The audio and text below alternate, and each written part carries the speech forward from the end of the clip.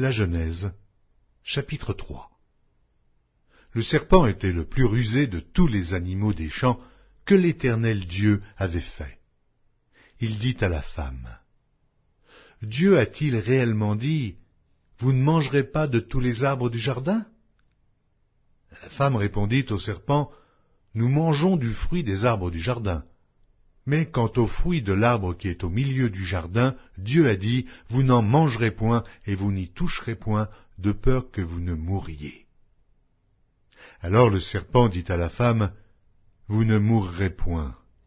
Mais Dieu sait que le jour où vous en mangerez, vos yeux s'ouvriront, et que vous serez comme des dieux, connaissant le bien et le mal. » La femme vit que l'arbre était bon à manger et agréable à la vue, et qu'il était précieux pour ouvrir l'intelligence.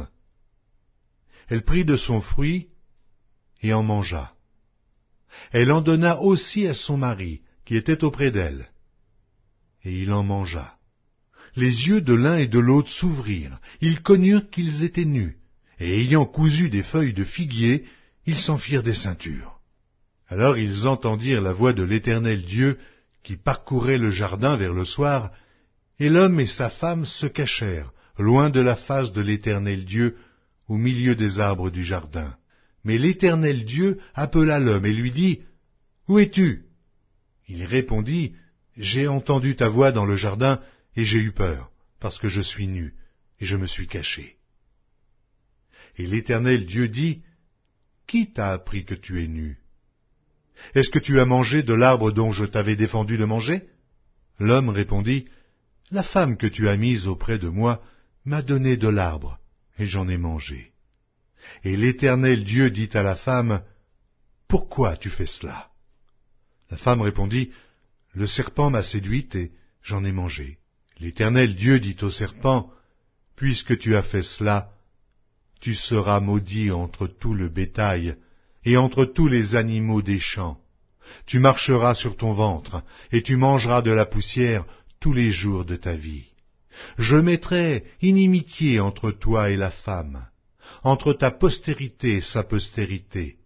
Celle-ci t'écrasera la tête, et tu lui blesseras le talon. » Il dit à la femme, « J'augmenterai la souffrance de tes grossesses.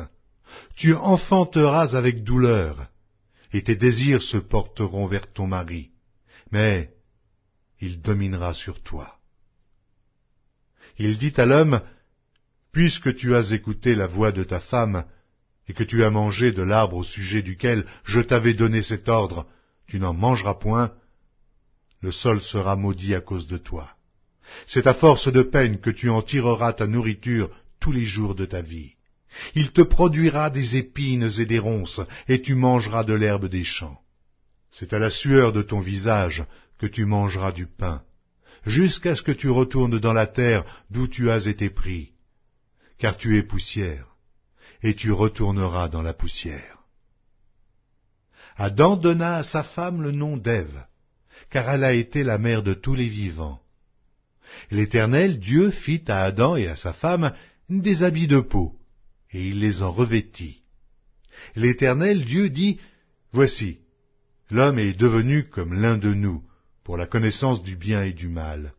Empêchons-le maintenant d'avancer sa main, de prendre de l'arbre de vie, d'en manger, et de vivre éternellement. » Et l'Éternel Dieu le chassa du jardin d'Éden, pour qu'il cultivât la terre, d'où il avait été pris.